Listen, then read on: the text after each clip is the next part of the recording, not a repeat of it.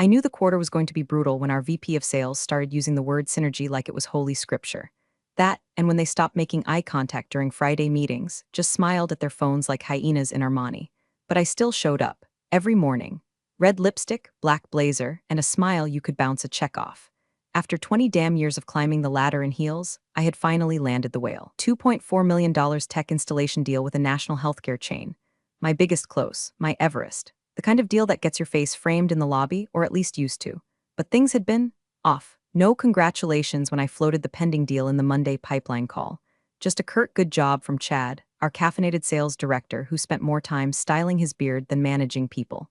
HR stopped chit-chatting, and the CFO, Marissa, queen of dry PowerPoints and colder hugs, accidentally replied all to one of my emails with just the word, soon. I brushed it off. Maybe they were restructuring, maybe I was being paranoid. Maybe I'd just worked too many weekends and my brain was pickled in coffee and passive aggression. You give your soul to a company, birthdays missed, holidays worked, marriage barely holding by thread, and you start to believe they owe you something. Not money, not even loyalty, just basic damn human decency. But corporate decency is like low-fat ranch dressing, promised, rarely delivered. Still, I didn't let the weird vibes get to me. I focused on the close. The paperwork came in on a Thursday, deal finalized Friday, 5:46 p.m. I remember the time because I fist-pumped so hard I knocked over my Yeti tumbler. I forwarded the signed doc to accounting, CC'd the usual suspects, and sat back, expecting at least a damn thumbs-up emoji. Instead, I got a calendar invite. Conference room 4B urgent HR sync. Let me tell you, nothing good has ever happened in a room labeled 4B. You're either getting laid off, accused of misconduct, or about to sit through a surprise diversity training led by someone who says y'all unironically. I clicked accept and walked in like a lamb to slaughter. You want to know what betrayal smells like? It's a mix of fresh carpet glue, budget hand sanitizer, and the smug cologne of a man who's already spent your commission on golf clubs. They didn't even sit me down. Just stood there, HR lady and Chad, looking like two mannequins that forgot how to pretend. Due to departmental restructuring, they said, your position has been deemed redundant. No mention of the deal. No mention of the 20 years I'd bled for that company like a paper cut with a 401k. Just a printed letter and a weak offer to help transition. Let that word sink in.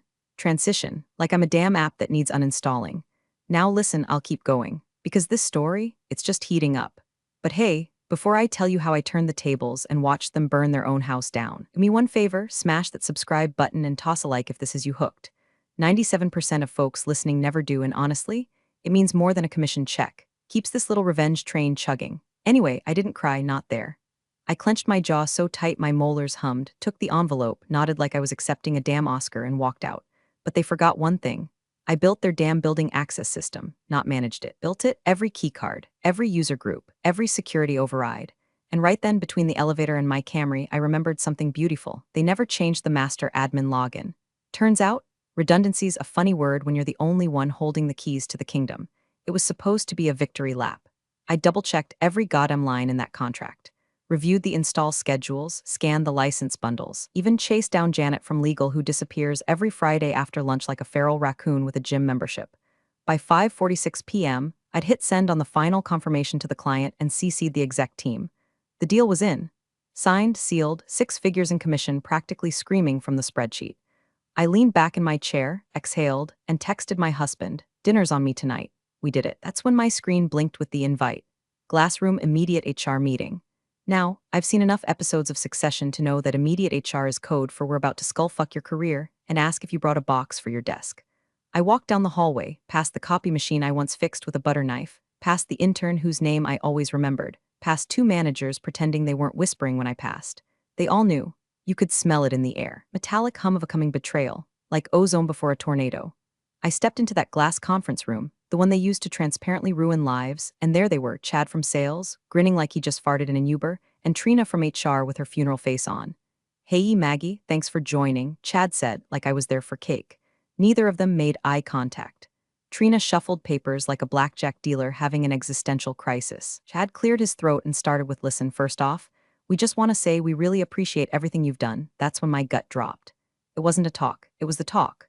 We've been evaluating departmental efficiencies, Trina chimed in like reading off a cue card, and after much consideration and recent restructuring, your position is being phased out, effective immediately. I blinked. Thought maybe I misheard. Phased out? Yes, Chad jumped in, too eager. Like a game show host with a sick twist. It's about aligning resources with core objectives, and wait, I cut in, voice steadier than I felt. I just closed the largest deal this company's had in. What, 3 years? That's part of the evaluation, Trina mumbled, flipping to another page. There's a clause, Section 14B, that allows commission forfeiture in the event of termination prior to disbursement. Legals reviewed it. You're firing me an hour after I closed a $2.4 million deal and saying I don't get any of it? Chad gave this weak little shrug like he was sorry my puppy died, not that he just robbed me blind. It's not personal, not personal. I felt the blood drain from my face. My ears buzzed. The edges of the room curled in like a cheap Instagram filter. Trina kept talking, something about Cobra and final paychecks being mailed. I didn't hear it. I stared at Chad's smug jawline and imagined punching it with my coffee mug, over and over again, but I didn't scream, didn't cry. I swallowed the sob clawing up my throat like battery acid and smiled as I stood up. Great, I said, good luck with everything. My chair screeched as I pushed back. I walked out while they pretended to shuffle more papers. I didn't look back, not once. But oh, they would. The hallway felt longer on the way out, like the walls knew what had just happened and were closing in to watch me take my walk of corporate shame. My heels echoed on the linoleum like slow, deliberate gunshots. I didn't grab anything from my desk, not the framed photo of my dog in a birthday hat, not the stapler I stole from Chad 3 years ago out of spite, not even my world's okayest closer mug. I left it all. Let them stare at my empty chair like it was a goddamn gravestone. I hit the elevator button and waited. That's when I heard it, a laugh, followed by a voice, one of the younger account reps, a little twerp named Cole who thought selling printers made him a wolf of Wall Street. She didn't even see it coming, he snorted. Another voice chimed in, maybe Brittany from marketing, or one of the interns trying to blend in. Well, guess that's what happens when you get too comfortable. Too comfortable. That's rich coming from a guy who once asked if we billed monthly or Moonty because he saw a typo on an invoice. The elevator doors opened and I stepped inside, teeth clenched so tight I tasted blood. I waited until the doors closed, until I was alone, cocooned in brushed steel and elevator jazz. Then I pulled out my phone, logged in. No hesitation. Muscle memory. Admin console building security user access permissions. It was still there. My name at the top of the tree. Master Admin Full Access. A title they never bothered to update because it's been outsourced to freelancers who couldn't code their way out of a Google form. I scrolled, Chad, Trina, the whole executive team. Even the CEO Craig with his dumb banana yellow lanyard and his two-factor authentication that he never set up correctly. Access, revoked, revoked, revoked. One by one, I ghosted them from their own building. Security staff. Revoked parking garage codes. Disabled. The stupid coffee machine that required badge access for espresso shots. Gone. I left one person with access, facilities maintenance. Because Doug still sends me funny memes and helped me carry my monitor down 5 years ago when we moved floors. Doug's innocent. Doug stays. I hit save. The screen blinked, settings updated. Then I whispered it, low and venomous. Redundancy, huh? The elevator dinged at the ground floor. I stepped out into the warm July heat, sunglasses on, rage simmering under my skin like coiled wire. They thought I was done, that I'd slink off into the night, head bowed, maybe send a sad little email asking for reference. But I wasn't going to beg. I wasn't going to whimper. I was going to watch. And when Monday came, oh baby, they were going to be the ones on the outside looking in. Saturday morning, I woke up to a soft buzz on the nightstand. Thought it was my husband checking if I wanted pancakes. Instead, it was a cascade of system alerts, like a digital symphony of confusion and failure. Subject lines like, urgent, access issue admin override attempt failed security console down. Do you still have the old server password? I scrolled through my inbox with one eye open and a smirk forming. It was like watching raccoons try to hotwire a Tesla. These geniuses, who called me legacy baggage behind my back, were now knee-deep in a mess I handcrafted with care and paranoia during the startup years. The access system wasn't just a plug-and-play badge reader setup. I had built redundancies within redundancies, hard-coded protocols, multi-tiered permissions. You needed admin rights just to access the override menu. And if you failed more than 3 times, the system kicked you into a lockout mode that required biometric confirmation or an encrypted recovery key. Spoiler, I never gave them the key. I poured myself a cup of coffee and opened the admin dashboard just to see the fireworks. Attempts were coming in from every department. Chad tried 4 times using his own credentials, then his assistants, then something labeled CEO override. Bless his heart. I guess he thought caps lock could summon miracles. By noon, pings slowed but never stopped. IT must have realized what had happened. They probably scrambled a freelance contractor from their precious budget cuts, someone who read 2 Reddit threads on server recovery and said, "Have you tried rebooting it?" Meanwhile, I cracked open my laptop, opened LinkedIn, and stared at my profile for a beat. Former senior sales executive, enterprise systems, and access infrastructure. No, that wouldn't do. I edited the headline, Independent Systems Consultant Infrastructure Strategist Security Advisor for High-Risk Environments. Then I changed my availability to open to work, public, visible to recruiters. I added a little sparkle emoji for flair. Call it petty, I call it branding. I refreshed the page. Within an hour, I had 3 messages. One from a startup CEO who'd seen the chaos on tech Twitter, some thread about a company in Ohio locking itself out of its own HQ. The irony? My own ex-firm's meltdown had become marketing collateral for my new life. I didn't respond yet, let the interest simmer. Sunday brought even more alerts. They tried a total system restore. That failed too. Forgot I routed backup authentication through a VPN server that doesn't even exist anymore. Whoops. A message popped in from Brittany in marketing. Hey girl, quick cue, any chance you remember how the elevator system was set up? It's not working for anyone and we have a client tour tomorrow. Grimacing face, I stared at it for a moment, then archived it. No response. Silence is a luxury I never had in that office. Now it was mine. My husband walked in with a grocery bag and raised an eyebrow. Everything all right? Better than all right, I said, sipping my coffee. I think they're still trying to break into their own building. He grinned. Want me to make mimosas? God, yes. By Sunday evening, the admin console was still mine. My inbox had become a theater of desperation. I didn't feel angry anymore, not the raw, white-hot rage from Friday. What I felt now was amused detachment, like watching someone try to build IKEA furniture without the instructions or thumbs. I went to bed early. Let the panic build. Let the pressure cook. Monday was going to be delicious. Monday morning hit them like a brick through a stained glass window. I was already 3 bites into my avocado toast and halfway through a mimosa when the real-time alerts lit up like a Christmas tree gone feral. Failed badge swipes. Authentication denials. Security desk override blocked. Even Doug from maintenance got flagged for trying to manually reboot the main panel. Poor guy probably thought the thing just needed new batteries. The access logs told the story better than any soap opera. 7:04 a.m., reception tries to badge in. 7:06, executive entry fails. 7:09, external vendor denied elevator access. 7:12, Craig, our illustrious CEO, attempts to log in with what appears to be a password guess. Craig 123. Craig 123. That man once told an intern with a straight face that cybersecurity was just expensive paranoia.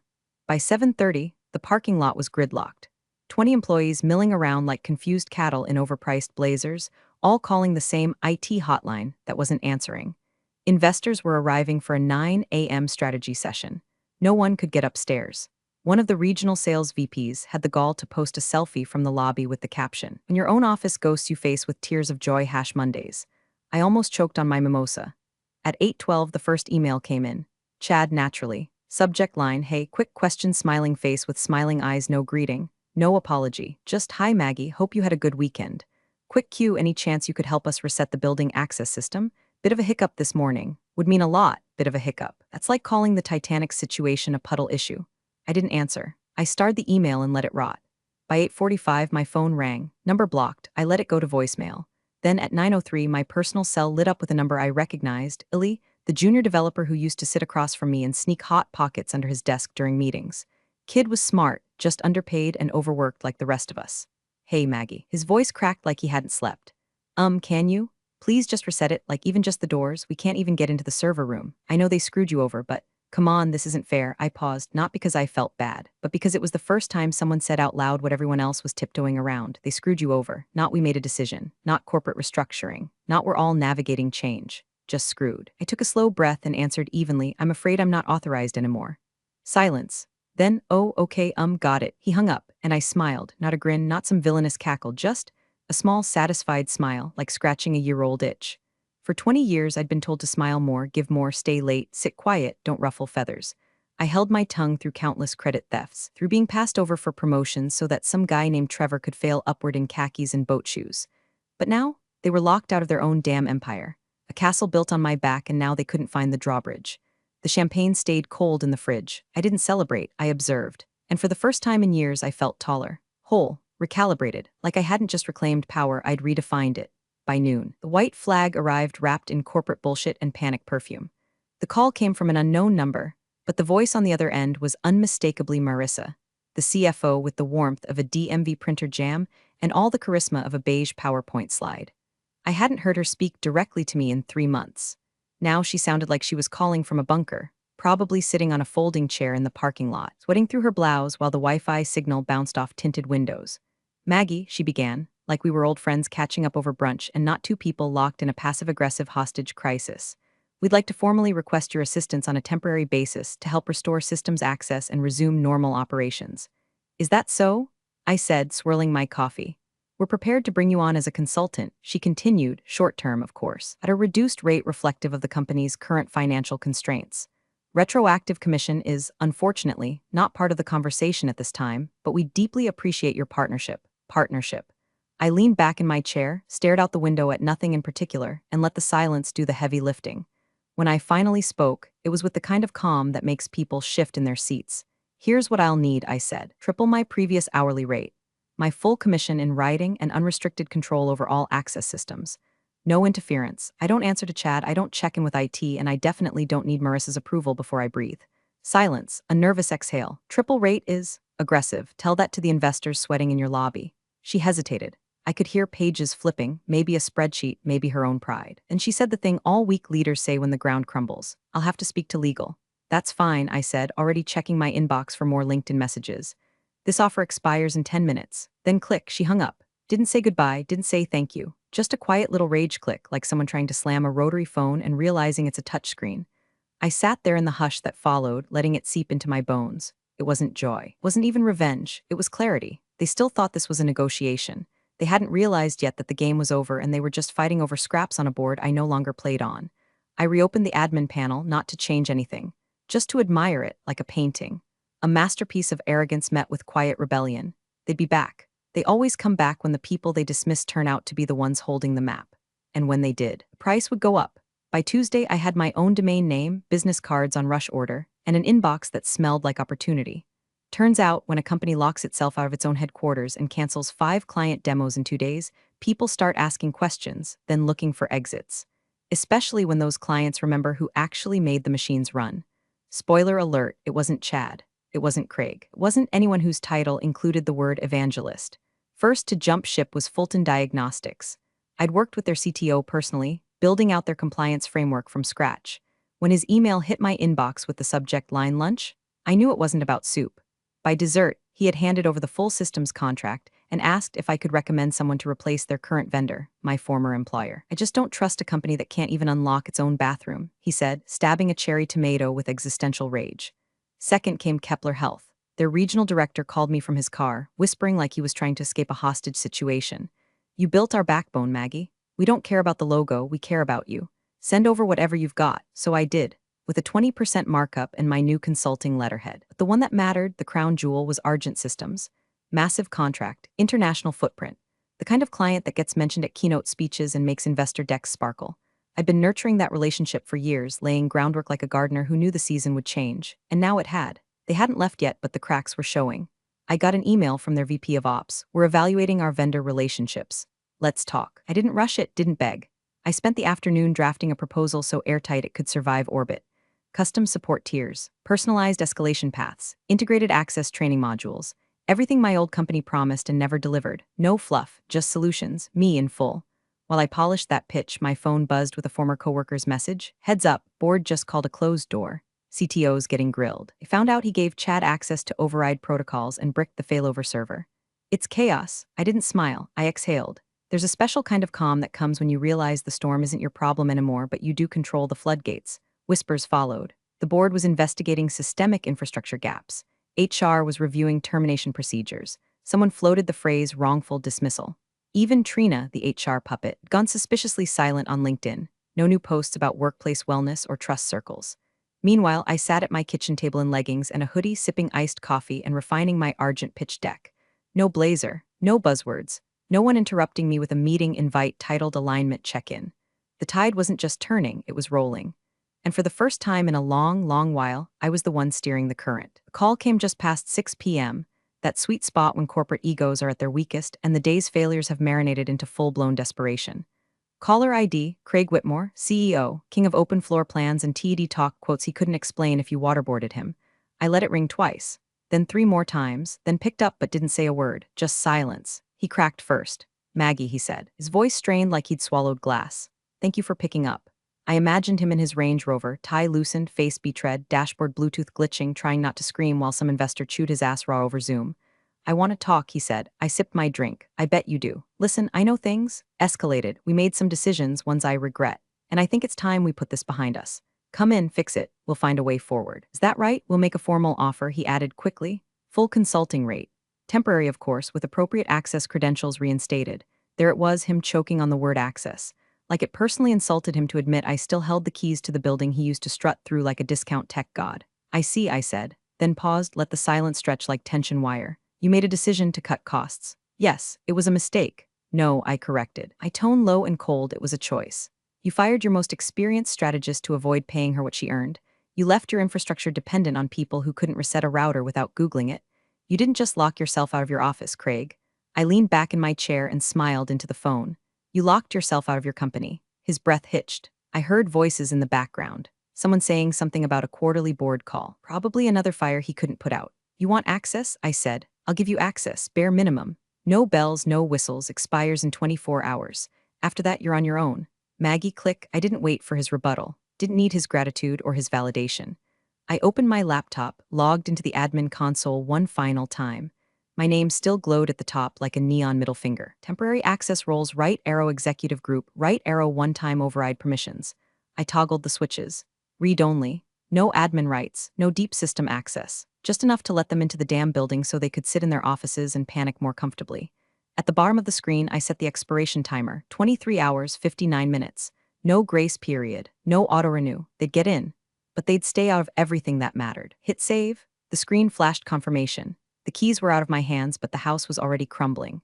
That night, I poured myself a glass of wine and stared at the city lights through my living room window. I wasn't angry. I wasn't even gloating. I was building something new with fewer doors and better locks. And this time, no one was locking me out. It hit the newswire like a slap with a frozen fish. Key clients depart tech firm after cybersecurity blunder. Internal access failure cited as root cause. They tried to spin it, of course, called it a misconfiguration during system upgrades. Blamed a third-party vendor transition. Said words like cloud and legacy stack as if tech jargon could patch a sinking ship. But insiders knew. Hell, clients knew. 3 of them jumped in 48 hours. The last straw wasn't just the badge system meltdown. It was the emails that went unanswered, the meetings that never happened, and the growing realization that Maggie, the woman they fired to save a commission check, was the only one who ever made things work. And Maggie, she was standing in her new office, a real one. Windows light, a view of the river that didn't smell like broken dreams. She wore sneakers now. No heels, no dress code, no performative girl boss mugs. Just a hoodie and a brain full of blueprints no one else could replicate. Her new assistant walked in, tablet in hand. "I've got a meeting request." "From who?" The assistant flipped the screen. A name she hadn't seen in weeks. Chad Weston, strategic advisor, interim CTO. Maggie blinked, then let out the softest chuckle, just enough breath to carry a middle finger across the room. She reached for her phone, opened the calendar, and without a second thought, hit delete. No message, no response, no room for ghosts. She turned back to her whiteboard. Her new client integration map gleamed in clean, confident lines. The work was harder now, more pressure, more responsibility, but it was hers. Built from the ashes of betrayal, powered by pure uncut vengeance and Excel sheets nobody dared touch but her. The voice inside her, quieter now but stronger, spoke without bitterness, without rage. "They thought they could shut the door on me," she murmured. Pause, sip of coffee. Turns out, I was the door. And somewhere, on a forgotten server they never figured out how to replace, the system's lock screen blinked its final message. Access denied. Flicker, black screen. Silence. What hits hardest in this story isn't the revenge, it's the silence. Maggie didn't rant, didn't plead, didn't play their game. She let their own incompetence collapse the structure they tried to keep her out of. It's a reminder that sometimes the sharpest move in corporate warfare is knowing when to say nothing and watch the building lock itself down. Appreciate you sticking around, you legends of the break room. Subscribe for more chaos. Let's make your old managers spill their coffee in fear.